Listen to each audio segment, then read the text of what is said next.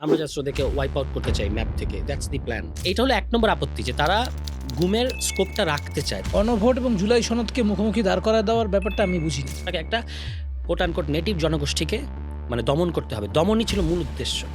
এই গণভোটের রায়টা তারা বাস্তবায়ন করবে না। না করার জন্য তারা এখন বলছে আমরা জুলাই সনদ বাস্তবায়ন করব। অক্ষরে, অক্ষরে। ইন্ডিয়াকে আমি আসলে এই অঞ্চলের ইসরায়েল মনে করি। বিএনপি বলছে সংবিধান সংশোধনী করবে। আপনারা আবার এটা নিয়ে আপত্তি করছেন কেন? প্রশাসন কিংবা যেকোনো কর্তৃপক্ষের একটা সিদ্ধান্তের সরাসরি ভুক্তভোগী না। তবু যখন সেটা আপনাকে পীড়া দেয় এবং আপনি সেটা নিয়ে প্রোটেস্ট করেন, তখন বুঝতে হয় যে আপনি একজন মডার্ন হিউম্যান বিং।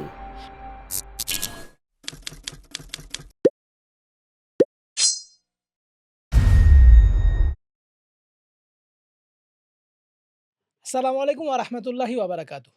এখানে রাজনৈতিক আলাপ জরুরি টকশোর আজকের পর্বে আমাদের অতিথি হিসেবে আছেন সরওয়ার তুষার, যুগ্ম আহ্বায়ক এনসিপি। আসসালামু থ্যাংক ইউ। আলাইকুম। আসসালামু আলাইকুম। কেমন আছেন? জি, ভালো আছি।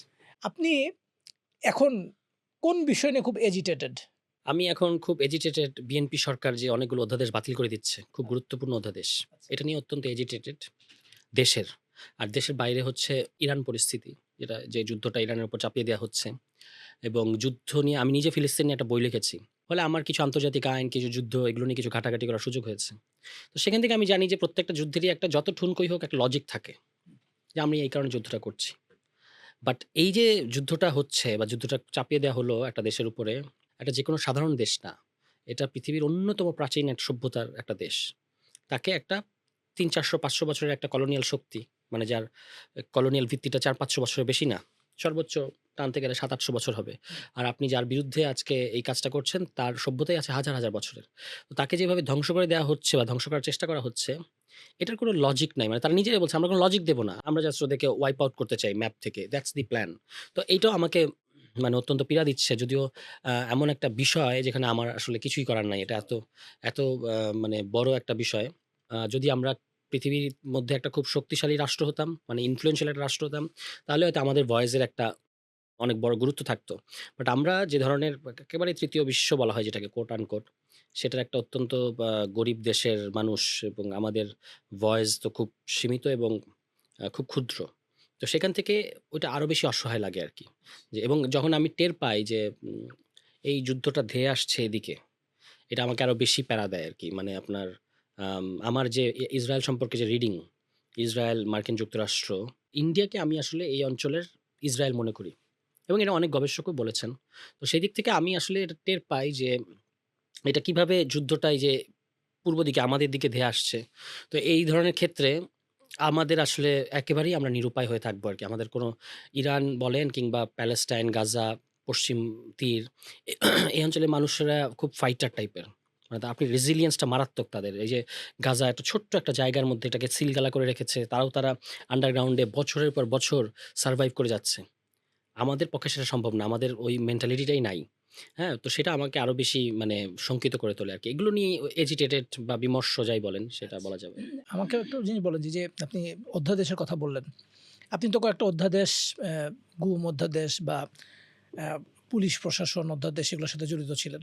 ধরেন আমি পুলিশের কথাই বলি যে পুলিশ প্রশাসনের যে অধ্যাদেশটা, এটা তো আমরা পুলিশের আমি আমার যতটুকু পরিচয় আছে কথা বলছি, তাহলে আমি দেখছি যে পুলিশের একেবারে খুব সাধারণ একজন মানে কনস্টেবল যারা, তারাও একটা এএসআই, তারাও আসলে একটা পুলিশ যেভাবে চলতেছে এটাতে তারা খুশি না। তারা চায় না এটা এভাবে চলুক। তো তাহলে আপনারা ৫ই অগাস্টের পরে যে দায়িত্বে ছিলেন একটা কিছু সংস্কার আনবেন, যেই সংস্কারটা আপনাদের সবচেয়ে বড় স্বপ্ন ছিল বা আমাদেরও সবচেয়ে বড় স্বপ্ন ছিল। কথাটা আপনাদের বলা ঠিক না। তো সে সময় আপনারা কি কাজ করলেন? অধ্যাদেশ নিয়ে আসলে কি কাজ করছিলেন? দেখেন ৫ আগস্টের পরপর আমাদের কয়েকটা ব্যারাকে যশোর, ঢাকার কয়েকটা ব্যারাক থেকে আমাদের যারা কনস্টেবল কিংবা এএসআই লেভেলের যারা তরুণ অফিসার তারা কিন্তু একটু বিদ্রোহ টাইপের করেছিল এবং কয়েকটা দাবি জানিয়েছিল ১১ দফা। তার মধ্যে ছিল সবচেয়ে সহজটা ছিল যে পোশাক পরিবর্তন। আর সবচেয়ে এটা ছিল যে আমরা লাঠিয়াল বাহিনী বা পেটোয়া বাহিনী হিসেবে ব্যবহৃত হতে চাই না। খুব সুন্দর, সুন্দর এবং খুব যৌক্তিক, খুব সাধারণ মানে যেটা দাবি জানানো দরকার নেই, এমনি আপনার করার কথা। সেইগুলো তারা দাবি জানিয়েছিল। তারপর তাদের এই আন্দোলনটা যারা মানে যারা নেতৃত্ব দিয়েছে তাদেরকে অ্যারেস্ট করা হয়েছে এবং এই আন্দোলনটা পুলিশের ভেতর থেকেই থামিয়ে দেওয়া হয়েছে। এটা তো কনস্টেবল লেভেল বা নিম্ন পর্যায়ের যারা হাই র‍্যাংক অফিসার, তাদের সাথেও আমি কাজ করেছি। পুলিশ কমিশন বা পুলিশ সংস্কার নিয়ে। আমি তাদেরকে আন্তরিক দেখেছি পুলিশ সংস্কারের ব্যাপারে। তাদের কথাটা হচ্ছে যে, আমরা একটা প্রফেশনাল বাহিনী হিসেবে নট দ্যাট যে আমরা জনগণকে ধরবো না কিংবা জনগণ যেখানে প্রয়োজন সেখানে আইন শৃঙ্খলা প্রয়োগ করব না, ব্যাপারটা তা না। কিন্তু আমরা একটা প্রফেশনাল বাহিনী হিসেবে কাজ করতে চাই। যেভাবে আমাদেরকে দলীয় বাহিনী হিসেবে ব্যবহার করা হয়েছে এবং তার একটা এক্সট্রিম রূপ আমরা দেখলাম জুলাই মাসে। এর চেয়ে এক্সট্রিম রূপ আর হতে পারে না। এবং তার ফলে পুলিশের যে মোরালটা যেভাবে ভেঙে গেল, আপনি দেখেন শ্রীলঙ্কায় যখন গণঅভ্যুত্থান হয়েছে, গণঅভ্যুত্থানের মধ্যে খুবই শর্টেস্ট পসিবল টাইমের মধ্যে পুলিশ আবার রিস্টোর, মানে পুলিশ কেম ব্যাক টু নরমালসি। কিন্তু আমাদের এখানে দেখবেন যে অনেক দিন যাবৎ আমরা এই কথাটা শুনলাম, এখনো শুনি যে পুলিশের মনোবল ভেঙে গেছে, পুলিশের মনোবল ভেঙে গেছে। এখানে মূল যে কথাটা, অন্তর্বর্তী সরকারের আমলে তাদের নীতি ছিল যে তারা জনগণকে সেভাবে আন্দোলনগুলো আপনি দেখেছেন ভুয়া নানা ধরনের আন্দোলন, মানে মব তৈরি করা বা রাস্তা দখল করা, এগুলো হয়েছে। কিন্তু ক্র্যাকডাউন বলতে যেটা বোঝায় সেটা কিন্তু অন্তর্বর্তী সরকার করে নাই। সো এইটা পুলিশকে আরো হতাশ করেছে এবং তারা বলেছে যে গুলি করার অধিকার না থাকলে আমরা কিভাবে মনোবল ফিরে পাবো। তো দ্যাটস দি প্রবলেম। মানে আমাদের পুলিশকে এভাবে গড়ে তোলা হয়েছে যেটা কলোনিয়াল পুলিশ 1861 সালের আইন দ্বারা তারা চলে। এবং আপনি যদি দেখেন যে ব্রিটিশ যে পুলিশ আর আয়ারল্যান্ডের পুলিশ এর মধ্যে পার্থক্য ছিল। ব্রিটিশ পুলিশ একটা মানে স্বাভাবিক জনগণের সাথে মিশে চলতে পারে। আয়ারল্যান্ড যেহেতু তখন ব্রিটিশ ঔপনিবেশিক শাসনের অধীনে ছিল, তাদের জন্য যে পুলিশটা করেছিল সেটা খুবই মারদাঙ্গা পুলিশ ছিল। মানে অলমোস্ট আধা সামরিক বাহিনীর মতো। এই সেইম টাইপের পুলিশই এখানে করা হয়েছে। কারণ আপনাকে একটা কোট আনকোট নেটিভ জনগোষ্ঠীকে মানে দমন করতে হবে। দমনই ছিল মূল উদ্দেশ্য। ওইখান থেকে কিন্তু আমাদের পুলিশ এক চুলও নড়ে নাই। বরং যখন আমাদের দেশীয় কলোনিয়াল শাসকরা দায়িত্ব নিলেন, তারা এটাকে আরো ব্রুটাল করেছে এবং সময়ে, সময়ে আরো ব্রুটাল হয়েছে। মানে আপনি এরশাদের সময়ের আমলের স্মৃতিচারণাগুলো যদি দেখেন বা পড়েন, আপনি দেখবেন আন্দোলনে পুলিশ লাঠিচার্জ করছে। কখন? যখন আপনি মিছিলে আছেন। কাউকে ঘরে থেকে গিয়ে তুলে নিয়ে আসবে। তুলে নিয়ে এসে তাকে বুক বরাবর গুলি করে দেবে। এটা এটা মানে মুরুব্বিরা বলেন যে এটা আমরা ভাবতেই পারতাম না। হ্যাঁ? এবং অনেক যারা রাজনৈতিক নেতৃবৃন্দ যাদের ব্যাপারে হুলিয়া ছিল বা হুলিয়া থাকতো, হুলিয়া জারি করা হতো। তারা ধরেন পুলিশ খবর পেয়েছে যে অমুক বাড়িতে আছে এবং তখন রাত। তারা ওই বাড়িটা কর্ডন করে থাকতো কিন্তু বাড়ির ভিতর ঢুকতো না। ভোর হলে তারপর ঢুকতো। এই নরমস গুলো আমাদের ওই আইয়ুব থেকে শুরু করে পাকিস্তানি শাসকদের সময়কার পুলিশও মেইনটেইন করেছে। এরশাদের সময়কার সামরিক বাহিনীর আমলেও আপনার পুলিশ মেইনটেইন করেছে। কিন্তু যখনই আমাদের যে নির্বাচিত কোট আনকোট নির্বাচিত সরকারগুলো আসলো, তারা মানে আরো বেশি ব্রুটাল করেছে, আরো বেশি দলীয়করণ করেছে পুলিশকে। এবং সেইখান থেকে পুলিশের একটা দীর্ঘ ট্রমা আছে। পুলিশের একটা কাউন্সেলিং দরকার। পুলিশকে এগুলো থেকে বের করে নিয়ে আসা দরকার একটা বাহিনী হিসেবে। আমি দেখেছি যে তারা আসলে এটা চায়। মানে এটা তাদের জন্য সম্মানজনক না, তারা বুঝতে পারে। আর এইরকম একটা ঘটনার পরে যদি লম্বা সময় ধরে পুরো একটা বাহিনীকে আপনার ভেঙে পড়তে হয়, তখন তো এটা হয় না। তো ২০০৭-৮ সালেও যখন ওই সময় যে 111 এর সরকার, সে সময়ও কিন্তু পুলিশ সংস্কারের একটা বড় উদ্যোগ নেয়া হয়েছিল। বেশ বড় ভলিউম মানে সংস্কারের প্রস্তাবগুলো এসেছিল। তখনও এটা somehow গায়েব করে দেয়া গেছে। এবার পরিস্থিতি আরো এবার একটা তীব্র গণঅভ্যুত্থান হয়েছে। মানুষ অনেক বেশি অ্যালার্ট যে কোথায় কি সংস্কার হচ্ছে, যেমন আপনি প্রশ্ন করলেন, কি করলেন আপনারা? তো এই কারণে তারা পুরোপুরি এটাকে বাতিল করে দিতে পারে নাই। এজন্য আমরা এটাকে আলোর মুখ দেখলাম কিন্তু অনেক ছলচাতুরির মধ্য দিয়ে। যেমন আমরা ১ম এ যে অধ্যাদেশটা বানানোর যে প্রক্রিয়াটা আমি যতটুকু দেখতে পেরেছি, সেখানে একটা স্বাধীন পুলিশ কমিশনের কথা ছিল। এই স্বাধীন পুলিশ কমিশনই আসলে ধরেন সেখানে শুধু পুলিশ বাহিনী না, আরো এই বিষয়ে এক্সপার্ট, মানবাধিকার কর্মী, এরকম অপরাধ বিজ্ঞানী, হ্যাঁ? বিচার বিভাগের ব্যক্তি এরকমদের সমন্বয়ে একটা কমিশন থাকবে। সেই কমিশন আসলে পুলিশের বিরুদ্ধে উত্থাপিত অভিযোগগুলো নিষ্পত্তি করবে, তদন্ত করবে এবং প্রয়োজনে ব্যবস্থা সাজেস্ট করবে। কিন্তু পুলিশ এটা চায় না। পুলিশ চায় যে তার বিরুদ্ধে অভিযোগ, মানে পুলিশ মানে সরকার, সরি পুলিশ বলা ঠিক হবে না, সরকার, স্বরাষ্ট্র মন্ত্রণালয়। এটা তো আমলাতন্ত্র। আমলাতন্ত্র মনে করে যে পুলিশের বিরুদ্ধে অভিযোগ পুলিশই তদন্ত করবে। এখন যখন ধরেন আমরা এই যে মানবাধিকার কিংবা গুম এগুলো নিয়ে কাজ করছি না? এই যে গুমের অধ্যাদেশ, মানবাধিকার অধ্যাদেশ, পুলিশ অধ্যাদেশ, এগুলো কিন্তু একটা আরেকটার সাথে entangled, জি। একেবারেই ওতপ্রোতভাবে জড়িত।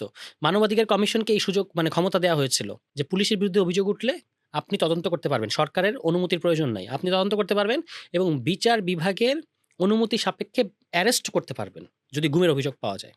মানে এইটুকু শুধু থাকলেই পুলিশ বা এই ধরনের বিভিন্ন এজেন্সির মানে কাছে যদি এই তথ্যটা থাকে, তারা কিন্তু মানে পুরোপুরি ঠিক হয়ে যাবে। এখন এই সরকার বলছে যে না, এই ক্ষমতা বিচার বিভাগের কাছে দেয়া যাবে না বা মানবাধিকার কমিশনকে দেয়া যাবে না। এটা আমাদের কাছে রাখবো। ফলে অন্তর্বর্তী সরকারের আমলে যে অধ্যাদেশটা শেষ পর্যন্ত আলোর মুখ দেখলো, ওটা কিন্তু ১ম এ যে ড্রাফট করা হয়েছিল সেটাকে কেটে ছেঁটে অন্তত ৩ দফায় কেটে ছেঁটে যথেষ্ট পরিমাণ দুর্বল করে তারপর অধ্যাদেশ আকারে জারি করা হয়েছিল। শুধু একটা জিনিস ছিল সেখানে, যে পুলিশ কমিশন একটা সার্চ কমিটির মাধ্যমে আইজিপি মানে পুলিশের যিনি আইজিপি পুলিশ প্রধান, সেই নিয়োগের ৩ জনের নাম সুপারিশ করতে পারবে সরকারকে। সরকার এটা মানতে বাধ্য না।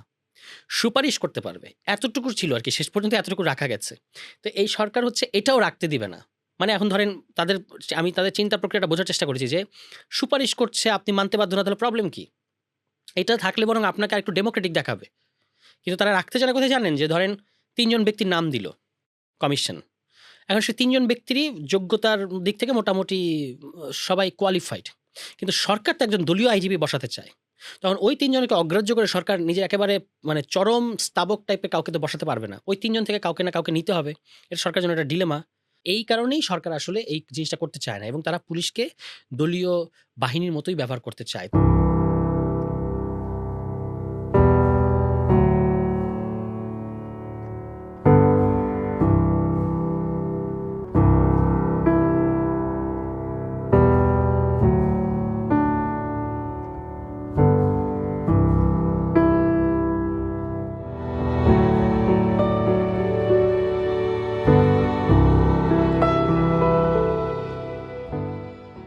গুমের ব্যাপারে বলেন তো? গুম ফেনোমেননটা কিন্তু বাংলাদেশে নতুন। মানে এটা আওয়ামী লীগ সরকার একটা দেখালো।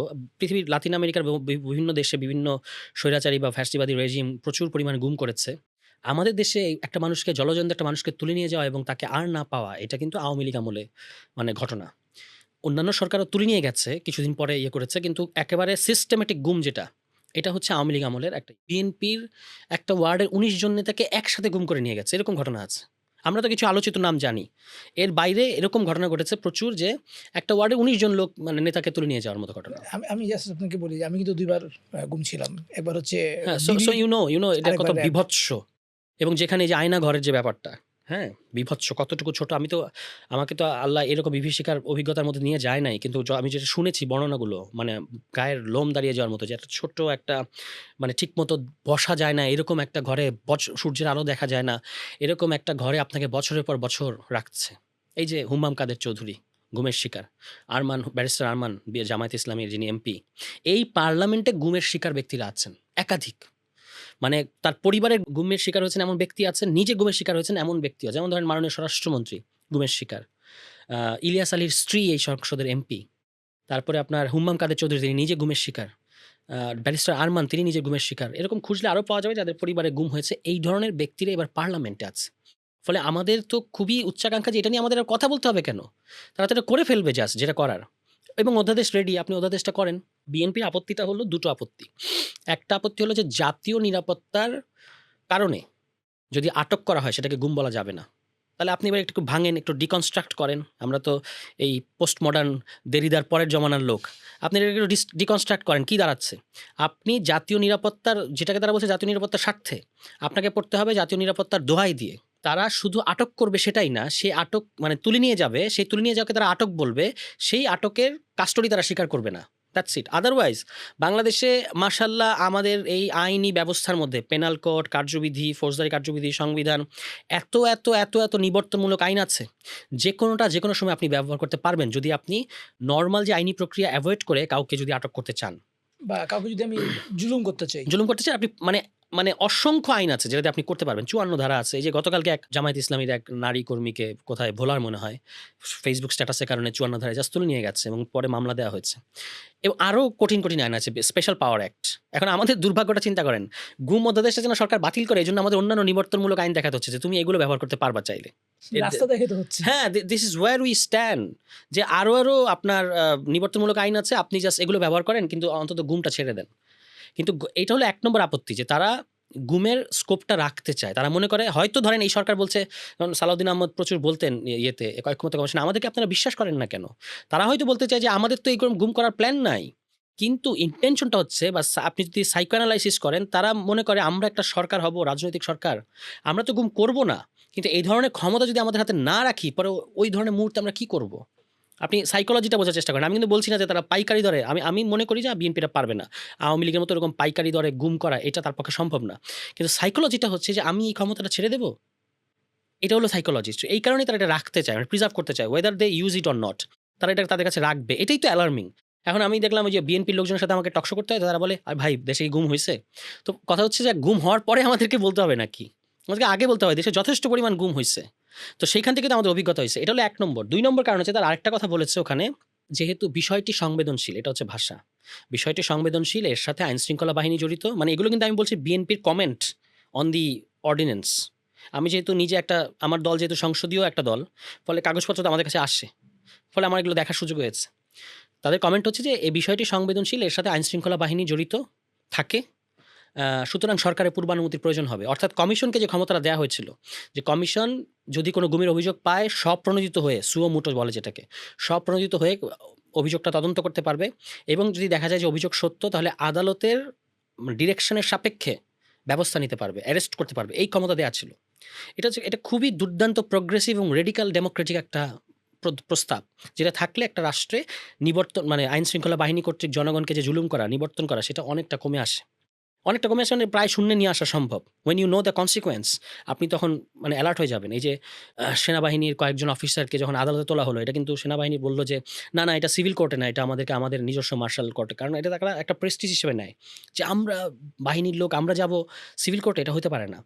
ফলে এইটা কিন্তু মানে দেশের যদি আপনি পিপল সভরেন এটা মেনে নেন, you must have to go to civil court এবং আপনার অপরাধের জন্য আপনাকে ওখানে দাঁড়াতে হবে। এইটা যদি থাকে প্রভিশন গুলো, তাহলে এটা কিন্তু তারা অ্যালার্ট হয়ে যাবে এবং তারা কনসিকুয়েন্সটা চিন্তা করবে। এটা বিএনপি বলে যে, "না, এটা সরকারের অনুমতি নিতে হবে।" তো সরকারের মানে এক্সিকিউটিভের অনুমতি নিতে হবে। মানে তারা বিচার বিভাগকে যে আমরা এখানে রাখলাম, কমিশন তো এমন না যে কাউকে অভিযোগে ধরতে পারবে। কমিশনের অবশ্যই আদালতের লাগবে, রেফারেন্স লাগবে। কিন্তু আদালতকে এখানে সরকার রাখতে চায় না, সরকার নিজে থাকতে চায়। তো এটা তো একটা কনফ্লিক্ট অফ ইন্টারেস্ট। আপনার বাহিনীর বিরুদ্ধেই তো অভিযোগ। যে আরেকটা জিনিস হচ্ছে, যেটা নিয়ে কেউ কথা বলছে না, এটা আপনি প্রশ্ন না করলে আমি একটু বলি। জুলাই দায়মুক্তি অধ্যাদেশ। সরকার এটলিস্ট এইটা পাস করছে, আমরা খুব খুশি। এখানেও একটা সূক্ষ্ম মারপ্যাচ আছে, ভাষাগত মারপ্যাচ আছে। ভাষাগত মারপ্যাচটা হচ্ছে যে পুলিশের সাথে যে সংঘর্ষগুলো হয়েছে জুলাই মাসে ছাত্র জনতার, এটার মধ্যে দুটো অংশ। একটা হচ্ছে রাজনৈতিক প্রতিরোধ, আরেকটা হচ্ছে সাধারণ অপরাধ। যেগুলো রাজনৈতিক প্রতিরোধ, সেগুলো দায়মুক্তি পাবে। বিকজ এটা ওই ইয়ের মধ্যে ঘটে গেছে। বাট যেগুলো সাধারণ অপরাধ, সেগুলো কিন্তু শাস্তি হবে। এখন কোনটা সাধারণ অপরাধ, কোনটা রাজনৈতিক অপরাধ, হু উইল ডিসাইড? এখনকার যে বিধান, যে কারণে আমি বললাম যে মানবাধিকার কমিশন, পুলিশ কমিশন, গুম কমিশন, এগুলো সব কিন্তু জড়ানো আষ্টে-পৃষ্ঠে। সো আগের নিয়ম মানে ওই এখনকার এক্সিস্টিং যে অধ্যাদেশগুলোতে বলা আছে যে কোনটা রাজনৈতিক প্রতিরোধ আর কোনটা সাধারণ অপরাধ, এটা ডিসাইড করবে মানবাধিকার কমিশন। ফলে এটা ব্যাপারটা নিরপেক্ষ থাকবে, আমরা স্বস্তি পাবো। কিন্তু এখন মানবাধিকার অধ্যাদেশ যেহেতু আপনি বাদ করে দিচ্ছেন, এর মানে হচ্ছে ২০০৯ সালের আইন আবার ফেরত আসবে। ২০০৯ সালের মানবাধিকার আইন, যেখানে আইন শৃঙ্খলা বাহিনী জড়িত থাকে এমন ঘটনায় মানবাধিকার কমিশন কোনো তদন্ত করতে পারে না। এটা হলো আগের আইনে। আইন শৃঙ্খলা বাহিনীর বিরুদ্ধে অভিযোগ উঠলে আইন শৃঙ্খলা বাহিনী তদন্ত করে। ফলে এই ঘটনার ক্ষেত্রে কোনটা রাজনৈতিক প্রতিরোধ আর কোনটা সাধারণ অপরাধ, কে ডিসাইড করবে তাহলে? যদি মানবাধিকার কমিশনের এই এক্সিস্টিং অধ্যাদেশটা বাদ যায়, যদি পুরনো আইনটা ফেরত আসে, আইন শৃঙ্খলা বাহিনী করবে। এবং ফলে আপনি কিন্তু স্কোপটা এগেইন রাখছেন। কাউকে আপনি ধরাশায়ী করতে চান, কাউকে আপনি ঘায়েল করতে চান, কাউকে আপনি জুলুম করতে চান, তাহলে কিন্তু আপনি বলবেন যে তদন্ত যেহেতু পুলিশই করবে। পুলিশ বলবে, "না, না, এটা ওই রাজনৈতিক প্রতিরোধের মধ্যে পড়ে না, এটা হলো সাধারণ একটা ফৌজদারি অপরাধ। সুতরাং এটাতে শাস্তি দেওয়া যাবে।" মানে স্কোপ কিন্তু রাখা হচ্ছে। সো এই ধরনের মানে অধ্যাদেশগুলোর মধ্যে যেটা আমাকে আসলে ভীষণ পীড়া দিচ্ছে। কেন পীড়া দিচ্ছে? পীড়া দিচ্ছে হলো আপনার এই ১০ তারিখের পরে যে অধ্যাদেশগুলোকে বিএনপি আইনে পরিণত করছে না। কারণ এই অধ্যাদেশ আর আইনের সম্পর্ক হচ্ছে, যখন পার্লামেন্ট থাকে না, তখনই আপনি অধ্যাদেশ করেন। কারণ যেহেতু পার্লামেন্ট নাই, আইন করা যাচ্ছে না, এখন আপনি অধ্যাদেশ করবেন। এই অধ্যাদেশগুলো পার্লামেন্ট বসলে আইন করিয়ে নিতে হয়। যদি আপনি ৩০ দিনের মধ্যে আইন না করেন, সেগুলো শুকিয়ে যায়, evaporate হয়। ওটাকে ওনারা সংসদীয় ভাষায় বলেন ল্যাপস, স্বয়ংক্রিয়ভাবে বাতিল। তো বিএনপি এটা স্বয়ংক্রিয়ভাবে বাতিল করে দিচ্ছে। স্বয়ংক্রিয়ভাবে বাতিল করার মানে হলো সংসদেই তোলা হবে না। মানে আপনি বিল করে সংসদে তুললেন, আপনার 2/3 আছে। আপনি আগেই ডিরেকশন দিয়ে রেখেছেন, এটাকে বাতিল করতে হবে, সবাই হাত তুলো। আর এটাকে পাস করব, সবাই হাত তুলো। আপনি এটুকুও করছেন না। আপনি সংসদেই তুলবেন না। এটা মানে হলো এটা অটোমেটিক্যালি বাতিল হয়ে যাবে। That is called lapse. তো এটা যেহেতু আজকে হলো কত তারিখ? আমরা যখন কথা বলছি, today is 7 instant I think. ১০ তারিখের মধ্যে এটা যদি না, এটা করবে না তারা, কারণ অলরেডি বিশেষ কমিটির কাজ শেষ। বিশেষ কমিটি তার প্রস্তাব দিয়ে দিয়েছে। আর আপনি জানেন যে, দেখেন এইটাই আমাদের পার্লামেন্টারি ডেমোক্রেসির একটা মানে কি বলে ম্যাজিক। যে তারা বলছে কিন্তু আমরা ডেমোক্রেটিক ভাবে সিদ্ধান্ত নিচ্ছি। উই হ্যাভ 2/3 whereas তারা একটা বিশেষ কমিটি করেছে ১১ সদস্য বিশিষ্ট। ১৪ সদস্য বিশিষ্ট। ১১ জন হচ্ছে সরকার দলের, ৩ জন হচ্ছে বিরোধী দলের। ফলে ওখানেও তাদের মেজরিটি। তো এই ১১ জন মিলে কোন অধ্যাদেশগুলো রাখা হবে? মানে কোন অধ্যাদেশগুলো বিল আকারে তোলা হবে বাতিল করার জন্য। আর কোন অধ্যাদেশগুলো না তুলে বাতিল করে দিতে হবে। ২ ভাবে বাতিল করা যায়। এগুলো সব ওখানে সিদ্ধান্ত হয়েছে। এখন আপনি যখন তুলবেন, কালকে আমি দেখলাম যে সরকারি কর্মকর্তারা যদি শৃঙ্খলা ভঙ্গ করে কিভাবে শাস্তি দেওয়া হবে, এই অধ্যাদেশটা আইন করা হয়েছে মাত্র ৩ মিনিটে পার্লামেন্টে। হাউ? ওখানে তো আর্টিকেল 70 আছে। আপনি তো দল চাচ্ছে এটা বাতিল করে দিতে। আপনি দলের সিদ্ধান্তের বাইরে গেলে আপনি মেম্বার অফ পার্লামেন্ট হিসেবে আপনার কিন্তু সদস্যপদ থাকবে না অ্যাকর্ডিং টু আর্টিকেল 70। কারণ ওই যে নওশাদ জামির, পঞ্চগড়ের এমপি, সাবেক স্পিকারের ছেলে। তিনি কিন্তু ওই কমিটির মধ্যে আছেন। তিনি কিন্তু নোট অফ ডিসেন্ট দিয়েছেন দলের বিরুদ্ধে যে, "এটা কেন বাতিল করে দিচ্ছেন? এটা কেন বাতিল করে দিচ্ছেন? রাখা দরকার।" ২০ পৃষ্ঠার লম্বা ফিরিস্তি দিয়েছেন। এই একই ব্যক্তি when it is in parliament উনি কিন্তু দলের সিদ্ধান্তের বিরুদ্ধে যেতে পারবেন না। That is hour parliament. মানে আর্টিকেল 70 অনুযায়ী তাকেও কিন্তু নিজের ইচ্ছার বিরুদ্ধে হাত তুলতে হবে এবং ৩ মিনিটের মধ্যে সমস্ত ৩ থেকে ৫ মিনিটের মধ্যে সমস্ত অধ্যাদেশ পাস হয়ে যাবে। আইন হয়ে যাবে। কিংবা আইন হবে না। এনিথিং। সো এইটা আমাকে আরো বেশি ধরেন মানে আমি যেহেতু ১.৫ বছর রাত নাই, দিন নাই এগুলোর মধ্যেই ছিলাম। এই সংস্কার এগুলোর মধ্যে ছিলাম। এগুলো আমার মাথার মধ্যে গিজগিজ করে এবং ওই ইদানিং বিএনপি লোকজনের সাথে বসতে হয় তো বিভিন্ন টক শোতে তারা দেখি যে জুলাই সনদ হাতে নিয়ে আসে। মানে তারা যখন অক্ষরে, অক্ষরে বাস্তবায়ন করবে এটা বোঝানোর জন্য। তো উনারা যখন এগুলো নিয়ে আসে আমার হাসি পায়। আমার তো এটা মাথার মধ্যে।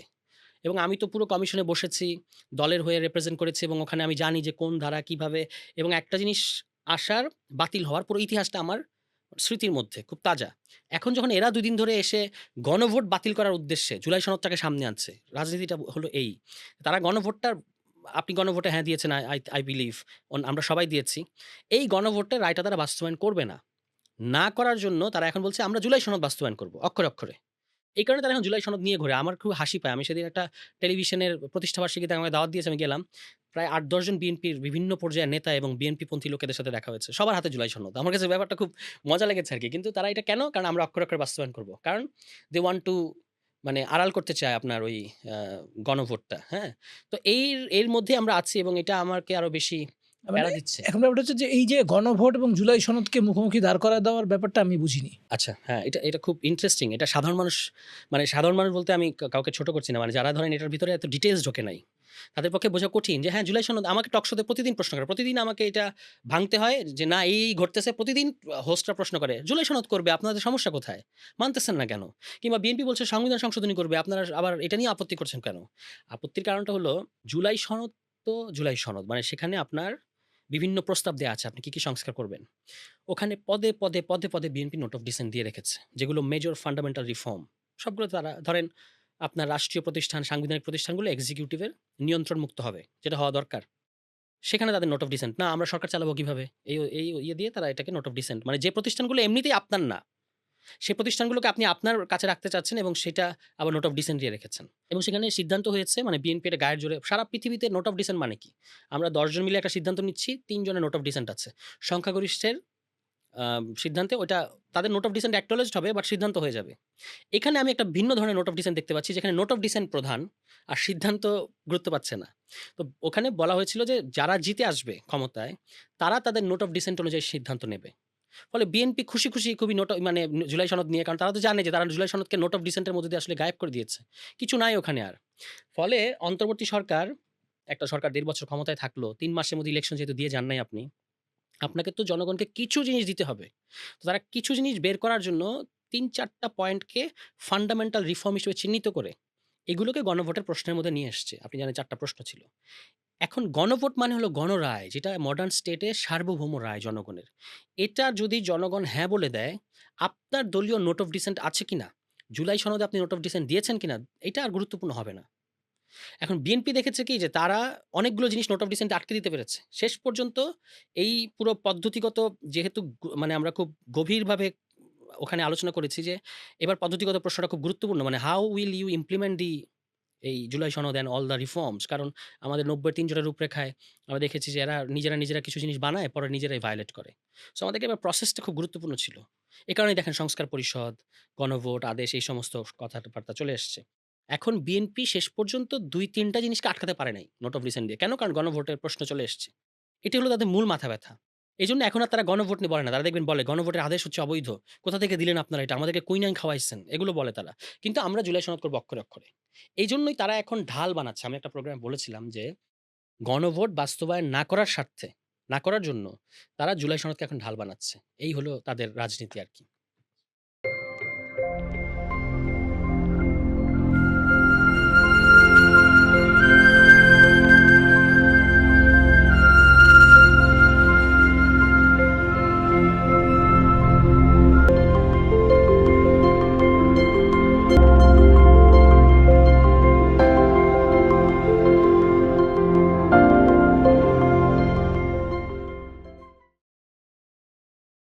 জুলাই সনদে যেই সনদটা যারা তৈরি করছেন, যেমন ধরেন আপনারা তৈরি করছেন, মানে বিএনপির ক্ষেত্রে বিএনপি এটা বলতে পারে যে আমরা এতগুলা জেলা, এতগুলা আ নির্বাচনী কনস্টিটিউয়েন্সি থেকে আমাদের এমপিরা চলে আসছে। সেই এমপিরা আসার পরে সেই এমপিরা আসলে তাদের কাজ হচ্ছে আইন বানানো, তারা আইন বানাবে এবং একটা সিদ্ধান্ত নেওয়া হবে। কিন্তু আপনারা যারা জুলাই সনদে সনদের যারা ছিলেন বা সংস্কার কমিশনে যারা ছিলেন, সংস্কার কাজ করছেন, আপনারা তো আসলে কোনো ব্যক্তিদের পক্ষ থেকে নির্বাচিত প্রতিনিধি না। এটা ইভেন আমরা জানিও না যে কোন সংস্কার কমিটিতে কারা আছে। এবং আমাদের এই ব্যাপারটা নিয়ে অনেক কথা হয়েছে যে জুলাই সনদে আমাদের আশা আকাঙ্ক্ষার প্রতিফলন হয়নি। অনেকেই কথাটা বলছেন। এইখানে অনির্বাচিত কিছু মানুষ তারা একটা সিদ্ধান্ত নিল, সেই সিদ্ধান্তটাকে আসলে কেন নির্বাচিত প্রতিনিধি, জনপ্রতিনিধি যারা তারা মানতে বাধ্য হবে? মানবেন কারণ দেশে একটা গণভোট হয়ে গেছে এবং সেই গণভোটে জনগণ এটা অ্যাপ্রুভ করেছে। এখন যদি কেউ প্রশ্ন করে, জনগণ কি ওই প্রশ্নটা বুঝেছে? জনগণ কি ওই প্রশ্নটা বুঝে দিয়েছিল? এই প্রশ্নগুলো করাটা হলো জনগণকে আন্ডারমাইন করা হবে। কারণ হচ্ছে বাংলাদেশের আপনি যদি গণভোটের ইতিহাসগুলো দেখেন এবং সারা পৃথিবীর গণভোটের ইতিহাসগুলো দেখেন, একটা গণভোট হবে এই সিদ্ধান্ত নেওয়ার পরে কত দিনের মাথায় গণভোট হয়েছে? সারা পৃথিবীর অ্যাকসেপ্টেড রুল হচ্ছে ২০ থেকে ২৫ দিনের মধ্যে। আমাদের দেশে অতীতের গণভোটগুলো গণভোট করব এটা বলার ২০ দিনের মধ্যে গণভোট হয়েছে। জিয়াউর রহমানের গণভোট, বেগম খালেদা জিয়ার গণভোট এবং সেখানে অসংখ্য জিনিস ঢুকিয়ে দেওয়া হয়েছে। এই যে যেমন ১৯৯১ সালের গণভোটের মধ্যে সংবিধানের ১৬ টা সংশোধনী যুক্ত করা ছিল। তো ১৬ টা সংশোধনীর ব্যাপারে কিন্তু জনগণ সিদ্ধান্ত দিয়েছে। আচ্ছা, এখন এই গণভোট ১২ই নভেম্বর প্রশ্ন হাজির মানে আদেশের মাধ্যমে প্রশ্নগুলো জনগণের সামনে আসলো। গণভোট হয়েছে ৩ মাস পরে, ফেব্রুয়ারি মাসে ৩ মাস। এবং এবারের গণভোট বাংলাদেশ ইতিহাসে একমাত্র গণভোট যেটা সরকার এবং এক্সিস্টিং সকল রাজনৈতিক দল মনের ভেতরে যাই থাকুক, জনাব তারেক রহমান তো বলেছেন যে আপনারা হ্যাঁতে ভোট দেবেন। সমস্ত রাজনৈতিক দল, আমি বলেছি যে ২ টা ব্যালট দিবে, সাদাটার মধ্যে আমার সাপ্লাই দিবেন আর মানুষকে এভাবে বলেছি এবং লালটার মধ্যে আপনারা হ্যাঁ দিবেন। তো এইরকম করে এতগুলো রাজনৈতিক দল এই ক্যাম্পেইন করেছে, এরকম গণভোটের ইতিহাস বাংলাদেশে আর নাই। ফলে সব দিক থেকে এই গণভোটটা সবচেয়ে বেশি সময় এটা ছিল ৩ মাস। সব রাজনৈতিক দল অংশ নিয়েছে এবং আপনি যেটা বললেন যে মেম্বার অফ পার্লামেন্টরা কেন আপনাদের ওগুলো করতে বাধ্য থাকবে কেন? মেম্বার অফ পার্লামেন্টদেরকে আমরা কোনো কিছু বাধ্য করছি না। মেম্বার অফ পার্লামেন্টদেরকে আপনি জনগণ হিসেবে ভোট দিয়ে পাঠিয়েছেন আইন প্রণয়ন করার জন্য। দে আর ল মেকার। আর এইগুলো হলো সংস্কার প্রস্তাব। বাট এই রিফর্মটা হচ্ছে কারা করেছে? অন্তর্বর্তী সরকার। কোন ক্ষমতার বলে? মানে এই উদ্যোগটা কে নিয়েছে? অন্তর্বর্তী সরকার। কোন ক্ষমতার বলে? পিপলস ম্যান্ডেটের বলে। পিপল তাদেরকে ক্ষমতায় বসিয়েছে এবং যখন এই কমিশনটা বসেছে, জাতীয় ঐকমত্য কমিশন, জনগণের তরফ থেকে আমরা কোনো আপত্তি দেখিনি যে না আপনারা বসতে পারবেন না। আপনার এই বসার লেজিটিমেসি কোথায় আপনার? এই প্রশ্ন ওঠে নাই। এবং সেখানে কারা বসেছে? শুধু কি অন্তর্বর্তী সরকার একা করে ফেলেছে? নো। সমস্ত এক্সিস্টিং রাজনৈতিক দল, those who represent the people, তারা ওখানে ছিল। বাংলাদেশ জামায়াত ইসলামী ছিল, বিএনপি ছিল, এনসিপি ছিল, গণ অধিকার পরিষদ ছিল, গণসংহতি আন্দোলন, অন্যান্য ইসলামপন্থী দল এবং বামপন্থী দল সবাই ছিল। অর্থাৎ যারা পিপলকে রিপ্রেজেন্ট করে। এই যে আপনি বলেন যে মেম্বার অফ পার্লামেন্টের এই অধিকার আছে। এটা কিসের কারণে বলেন? কারণ তারা পিপলকে রিপ্রেজেন্ট করে। এইজন্যই তো বলেন। তো এই রাজনৈতিক দলগুলো তো পিপলকে রিপ্রেজেন্ট করে। সো ইন আ সেন্স এখানে পরোক্ষভাবে জনগণ ইনভলভ ছিল এই প্রক্রিয়ায়। এবং এরপরে আবার যখন গণভোটে আপনি সরাসরি তাদের মতামত নিয়েছেন, এরপর আর কোনো কথা থাকে না। বিএনপির যিনি প্রতিনিধিত্ব করেছেন ওখানে সালাউদ্দিন আহমদ, তিনি বলেছেন যে মানে ওই সময়ে যে গণভোটের রায় হচ্ছে সার্বভৌম। এটা আগামী সংসদ সদস্যরা মানতে বাধ্য থাকবে। তখন অন্যরা প্রশ্ন করেছে, কিভাবে আমরা একটা পার্লামেন্টকে বাইন্ড করতে পারি? একটা পার্লামেন্টকে আরেকটা পার্লামেন্টকে বাইন্ড করতে পারে? মানে আপনি এই করতে পারবেন, এই করতে পারবেন না? তখন তিনি উত্তর দিয়েছেন যে, "না, এটা তো এক পার্লামেন্ট আরেক পার্লামেন্টকে বাইন্ড করছে না। এটা জনগণ ডিরেক্টিভ দিচ্ছে থ্রু গণভোট। সুতরাং এটা নিয়ে আর কোনো ওই সংসদ সদস্যরা এটা নিয়ে আর কোনো তারা জাস্ট এক্সিকিউট করবে এটা আউটরাইট এবং সেটা করবে সংস্কার পরিষদে। মানে এই সংসদের মতো আলাদা একটা ফোরাম। এই যে আজকে যেমন সকাল বিকাল সংসদ হচ্ছে না? এতদিন তো শুধু বিকাল হলো। তখন কিন্তু এরকম কথা হয়েছিল যে আপনি একটা আসন থেকে জিতে এসছেন ১৮০ দিন পর্যন্ত আপনি ২ টা ভূমিকা পালন করবেন। আপনি সংসদ সদস্য, আপনি সংস্কার পরিষদ সদস্য। সকালবেলা যদি সংসদের সেশন বসে, বিকালবেলা সংস্কার পরিষদের সেশন বসবে আলাদা। কিংবা আজকে যদি সংসদের সেশন বসে, কালকে সংস্কার পরিষদের সেশন বসবে এভাবে। এবং ১৮০ দিন পর্যন্ত এটা থাকবে। ১৮০ দিনের মধ্যে আপনার টাইম যে এর মধ্যে আপনি ইয়ে করে দিতে পারবেন, সংস্কারগুলো আপনার করতে হবে। এটা নিয়েও প্রশ্ন করেছে, আপনি কেন ১৮০ দিন টাইম লিমিট দিচ্ছেন? এখন বাংলাদেশে যেকোনো কিছু যখন বিল আকারে আমাদের সংসদের রীতির মধ্যে আপনি দেখবেন, যখন বিল আকারে এটাকে উত্থাপন করা হয়, তখন সেটা আবার রাষ্ট্রপতির কাছে যায়। রাষ্ট্রপতি যদি ১৫ দিনের মধ্যে সিদ্ধান্ত না দেন, তাহলে ধরে নেওয়া হয় যে তিনি সিদ্ধান্ত দিয়েছেন। ফলে ওগুলো আইন হয়ে যাবে। তো সেখানেও তো আপনার এই সিস্টেম আছে। আপনি তো ওটা নিয়ে আপত্তি করেন না। আর এখানে ১৮০ দিন অনেক সময়। কেন? কারণ আপনি হিস্ট্রিটা ভুলে যাওয়া যাবে না। ওখানে জাতীয় ঐকমত্য কমিশনে প্রায় ৭-৮ মাস আলোচনা হয়েছে। ফলে দেয়ার ইস আ হিস্ট্রি। একটা প্রগ্রেস আছে ওখানে। এরপরে আবার আপনি গণভোট করেছেন। গণভোটের পরে এবার আপনি কিছু নিটিগ্রিটি মানে ভাষাটা কি? আকাঙ্ক্ষাটা তো ব্যক্ত হলো যে প্রধানমন্ত্রী ২ টার্মের বেশি থাকতে পারবে না। সো কোন ভাষায় আপনি এটাকে কনস্টিটিউশনালাইজ করবেন? এই কাজগুলো ওই পরিষদটা করবে। That's it. ফলে তারা যদি আন্তরিক হয় এবং ওই গণরায়কে মেনে নেয় তাদের ১৮০ দিন তাদের জন্য যথেষ্ট সময়। ফলে এইটা ছিল আরকি তখনকার পরিকল্পনা। ফলে এখানে কোনোভাবেই তাদের স্বাধীনতা খর্ব করা হচ্ছে না। বরং আপনি যখন এটাকে কনস্টিটিউশনালাইজ করবেন ওই সংস্কার পরিষদে তখন আপনি তার কার্যপরিধি বিধি হয়তো ওখানে নিয়ে আলোচনা করবেন যে, "ইওর অনার আমরা যে আপার হাউস করছি, আপার হাউস মেম্বার, এই আপার হাউস মেম্বাররা কি করতে পারবে? তারা কি সব নিম্ন কক্ষের সকল আইন প্রণয়ন প্রক্রিয়ায় হস্তক্ষেপ করতে পারবে? নাকি পারবে না? যদি সকল আইন প্রক্রিয়ায় হস্তক্ষেপ করে তাহলে তো একটা হ্যাঙ্গিং অবস্থা তৈরি হবে।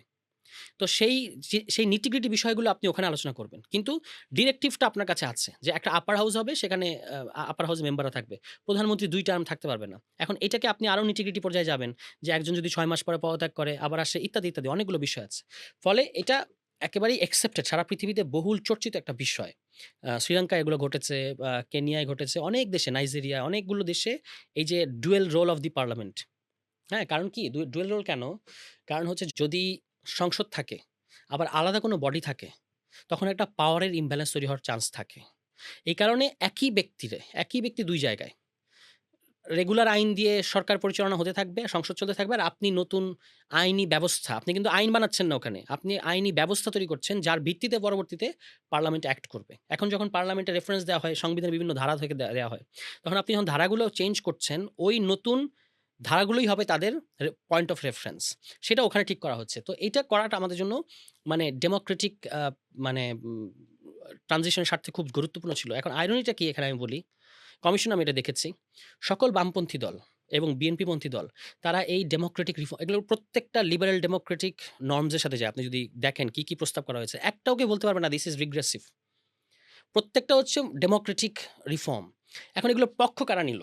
পক্ষ নিল সব যাদেরকে আমরা কোট আনকোট মৌলবাদী বলি, যাদেরকে আমরা রক্ষণশীল বলি। সেই ইসলামপন্থী দলগুলো এগুলোর পক্ষ নিয়েছে। আর এগুলোর বিরোধিতা কে করেছে? যারা প্রগতিশীল, বিপ্লবী, বামপন্থীরা এবং বিএনপি। বিএনপি নিজেকে বলে আমি একটা লিবারেল ডেমোক্রেটিক সেন্ট্রিস্ট দল। লিবারেল ডেমোক্রেটিক সেন্ট্রিস্ট দল হলে আপনার এগুলো সবগুলো মেনে নেওয়া উচিত। এখনো দেখেন পার্লামেন্টে কারা ফাইট করছে? পার্লামেন্টে ফাইট করছে যাদেরকে আমরা মৌলবাদী বলি। তারা কিন্তু এই মানে তারা চাচ্ছে একটা গণতান্ত্রিক উত্তরণ। whereas আপনি তাদেরকে সবসময় অ্যাকিউজ করেছেন যে ওরা তো আল্লাহর শাসন চায়, তারা তো শরিয়া চায়, তারা তো ডেমোক্রেসিতে বিশ্বাস করে না। এখন কিন্তু তারা ডেমোক্রেসির পক্ষে। তারা কিন্তু এর মধ্যে কোনো কন্ট্রাডিকশন দেখতে পাচ্ছে না। আর আপনি ডেমোক্রেটিক দল হিসেবে আপনি আসলে এগুলো মানছেন না। এই হলো আইরনি। ধন্যবাদ আপনাকে এই ব্যাপারগুলো ক্লিয়ার করার জন্য যে আপনারা যেটা বলছেন যে আসলে আমাদেরও এত ইন ডেপথ এটার পক্ষে যাওয়া সবার পক্ষে সম্ভব হয়নি।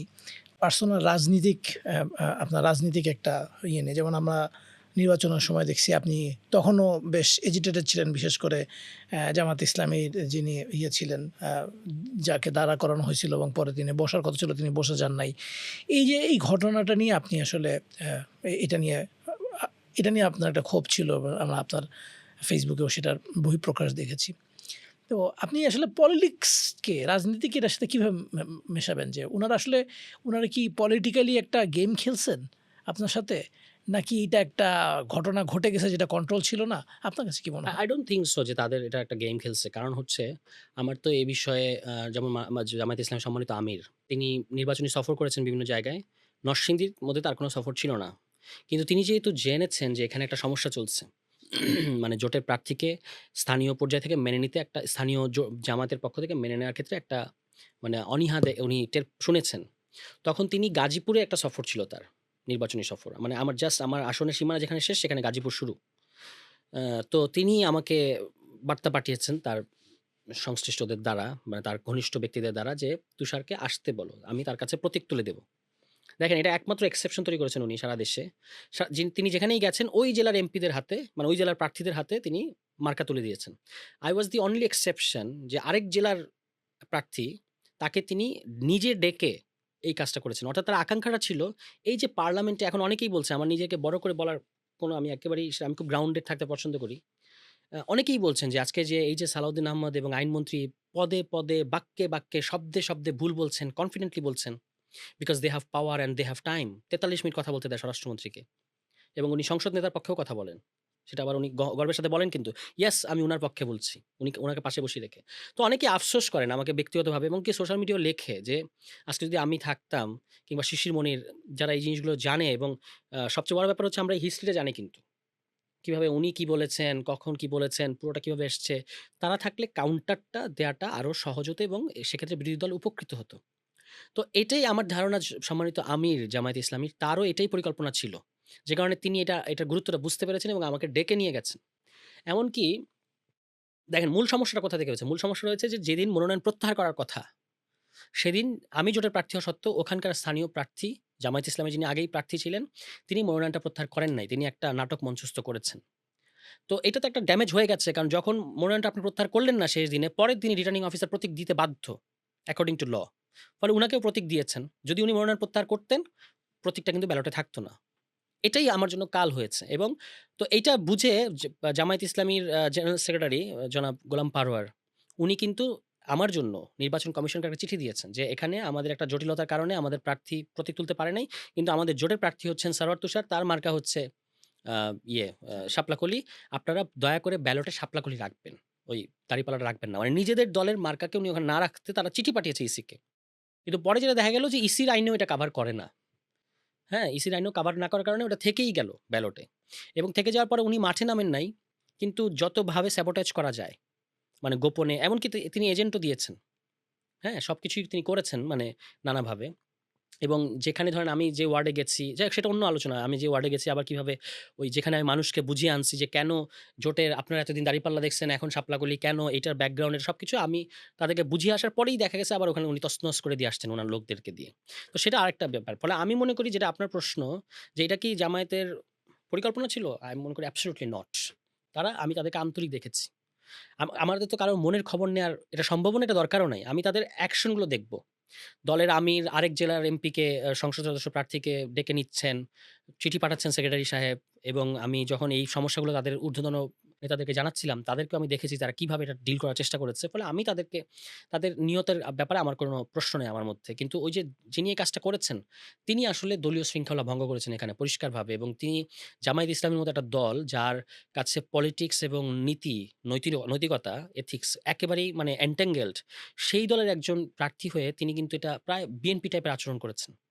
হ্যাঁ? পুরোপুরি এটা বিএনপির সাথে যায়। এটা জামায়াত ইসলামীর সাথে যায় না। কিন্তু সেটাই তিনি করেছেন এবং এটা কিন্তু আ মানে ব্যক্তিগত ক্ষতি না শুধু আমার। এখন এটা সবাই বলছে যে এটা একটা জাতীয় ক্ষতি হয়েছে আমাদের। এবং এরকম ওখানে যে আপনি যদি ভোটের প্যাটার্ন গুলো দেখেন, এটা আপনি সম্ভবত আমার সোশ্যাল মিডিয়া পোস্ট গুলো দেখেছেন।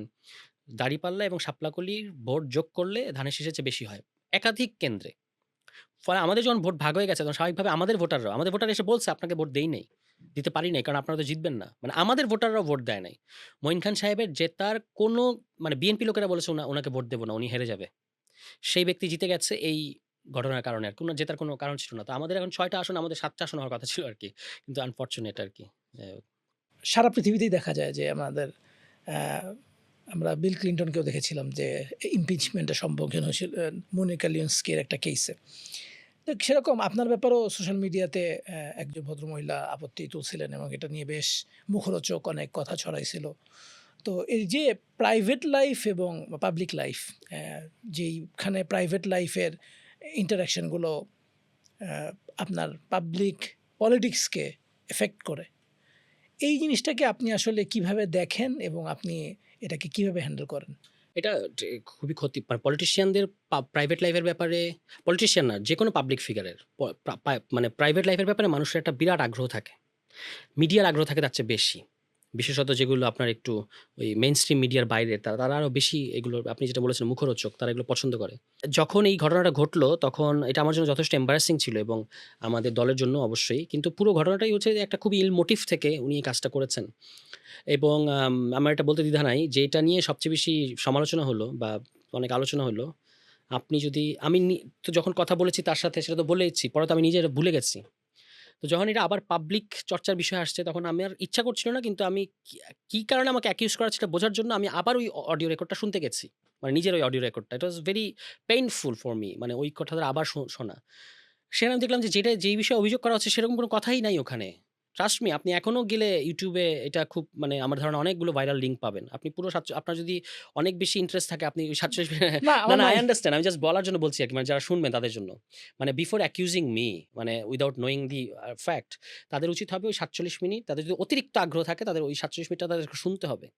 শুনলে তারা দেখবে যে এটা একটা অত্যন্ত বোরিং কনভারসেশন। আমি নিজে অত্যন্ত বোরিং মানে বোরড ফিল করেছি যখন আমি শুনেছি। মানে অ্যাজ এ থার্ড পারসন যে এই ৪৭ মিনিট নিয়ে মানুষের এত আগ্রহ কেন? তো ফলে যেটা হইছে উনি একটা ফেক স্ক্রিনশট হাজির করেছিলেন।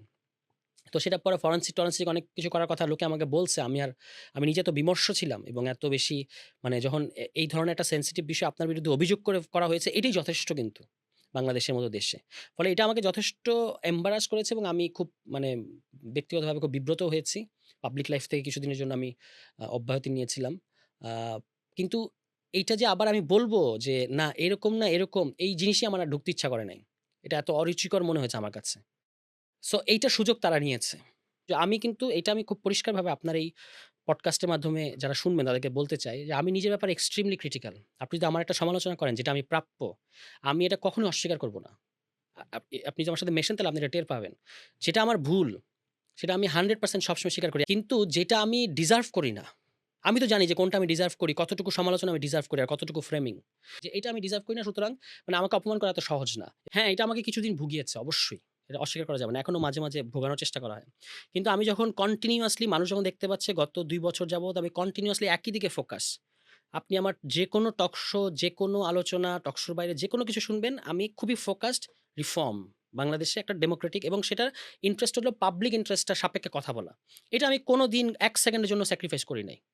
তো এইটা যখন আমি অনেক কনসিস্টেন্ট এবং ইন দ্য মিন টাইম আমি প্যালেস্টাইন নিয়ে একটা বিখ্যাত বই লিখেছি। মানে বিখ্যাত বলছি এই কারণে যে এটা বাংলাদেশের সবচেয়ে ভালো প্রকাশনী থেকে বের হয়েছে। তো আমি জানি যে আমার কাজের শক্তি জায়গাগুলো কোনটা। ফলে এই যে যেগুলো আমাকে নিয়ে কুৎসা করা হয় এগুলোতে আমি অত বেশি কষ্ট লাগে কিন্তু এটাকে খুব বেশিক্ষণ পাত্তা দেই না আরকি। বুঝতে পারছি। না, থ্যাংক ইউ। আচ্ছা, আপনার কাছে আমার শেষ প্রশ্ন।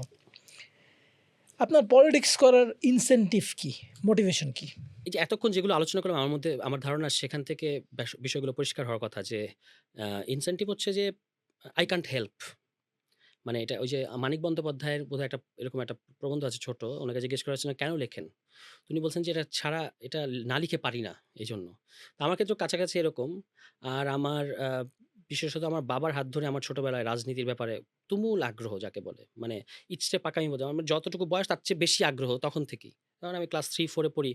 তখনই আমি ন্যাশনাল পলিটিক্স এর খোঁজখবর রাখি। এরকম আরকি। পত্রিকা পড়ি। এটা আমার বাবার হাত ধরে আমার হয়েছে। কারণ আমার বাবা রাজনীতি করত তো। অত বড় পলিটিশিয়ান ছিলেন না বাট তার একটা ব্যাপক রাজনৈতিক সচেতনতা ছিল। সেখান থেকে আমার এই রোগটা আমার মধ্যে এসছে। এরপরে আমি বিশ্ববিদ্যালয়ে গেলাম। সেখানেও আমি দেখেছি যে আপনি যখন একটা প্রশাসন কিংবা যেকোনো কর্তৃপক্ষের একটা সিদ্ধান্তের সরাসরি ভুক্তভোগী না, তবু যখন সেটা আপনাকে পীড়া দেয় এবং আপনি সেটা নিয়ে প্রোটেস্ট করেন, তখন বুঝতে হয় যে আপনি একজন মডার্ন হিউম্যান বিং।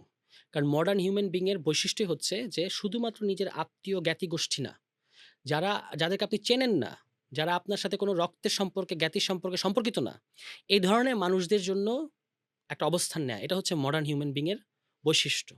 তো সেখান থেকে আমি আমার ইউনিভার্সিটিতে অনেকগুলো মুভমেন্টের মানে প্রায় নেতৃস্থানীয় পর্যায়ে ছিলাম। তারপর আমি আরো কেন আন্দোলন করতে হয়? এই সামান্য প্রশ্ন থেকে আমার শুরু হয়েছিল যে কেন মানুষকে একসাথে হয়ে আন্দোলন করতে হয় কোনো একটা দাবিতে? তখন আমি আরো ছোট ইউনিভার্সিটিতে শেষের দিকে। এই এই প্রশ্নটা ছিল আমার ডিরেকশন যে আমাকে এটা খুঁজতে হবে, বুঝতে হবে।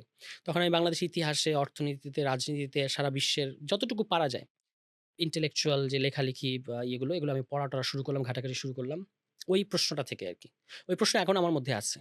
এটা কিন্তু অদ্ভুত মানুষকে আন্দোলন করতে হয়, হ্যাঁ? এটা খুব মানে আমার কাছে আমি যখন এটা গভীরভাবে ভাবি তখন আমাকে এটা খুব মানে এক্সাইটেড করে যে মানুষ আন্দোলন করে, হ্যাঁ? মানুষ অন্যায়ের বিরুদ্ধে দাঁড়ায়। এই যে দেখেন জুলাই মাসে আরেকজনের ছেলে মারা যাচ্ছে, এইটা আপনাকে কেন কষ্ট দিচ্ছে? আপনি একটু ভালো করে ভেবে দেখেন। That's human being. তো এইটা আমাকে তখন থেকে আমাকে রাজনীতির ব্যাপারে খুব আমি কখনো ভাবি নাই যে আমি পলিটিক্যাল পার্টি করব। কিন্তু এই গণঅভ্যুত্থানের পরে যেটা আমি আপনাকে বলছিলাম যে আমার কাছে মনে হয়েছে this is our time. This is our time আমরা যেগুলো আমি বিশ্বাস করি, যেগুলো আমি এতদিন লিখেছি, যেগুলো আমি প্রচার করেছি, এইটা এক্সিকিউট করার সময় এসছে। মানে এটা আমাদের সময় যে আহমদ ছফার ব্যাপারে একটা কথা আছে। উনি নাকি মুক্তিযুদ্ধের পরপর এই যে ধরেন নীলক্ষেত সহ ঢাকার এই রাস্তাগুলোতে হাঁটতেন আর বাংলাদেশ বলে চিৎকার করতেন।